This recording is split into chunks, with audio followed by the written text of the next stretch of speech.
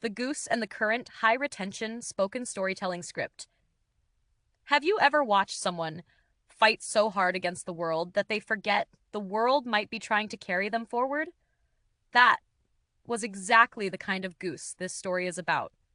Her name was Lyra, a river goose with feathers the color of winter clouds and a spirit as stubborn as a stone lodged in rushing water. And on the morning our story begins, she stood at the edge of the great Silverflow River, staring down a current that roared like an angry sky. Lyra wasn't afraid.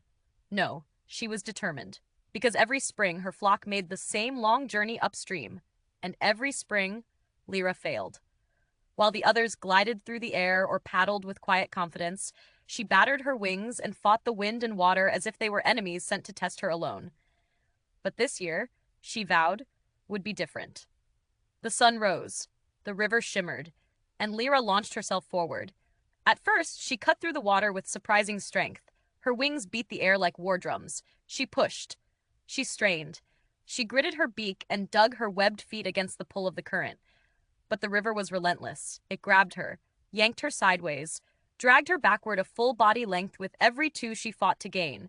Still, Lyra fought harder. Spray stung her eyes. Her wings trembled. Her breath hissed in short, furious bursts. Above her, the flock circled, honking encouragement. But she didn't want cheering. She wanted victory. She wanted proof that effort alone could reshape the world. But the world is not built that way. A sudden surge struck her like a wall. She tumbled, half submerged, wings slapping water in panic.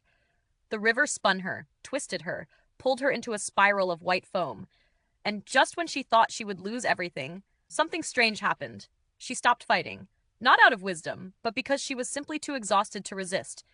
And in that moment of surrender, she felt it. The water didn't swallow her. It carried her.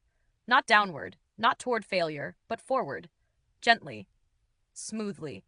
Almost kindly, as if the river had been waiting for her to stop battling long enough to feel its power. Lyra blinked through the spray. The current wasn't her enemy. It had a rhythm, steady, alive, guiding, not punishing. Tentatively, she extended her wings. The river lifted her. She glided, effortless, balanced, buoyed by a force that had always been beneath her, if only she would trust it. A realization bloomed in her chest like warmth returning to frozen feathers. I wasn't meant to conquer the current. I was meant to ride it.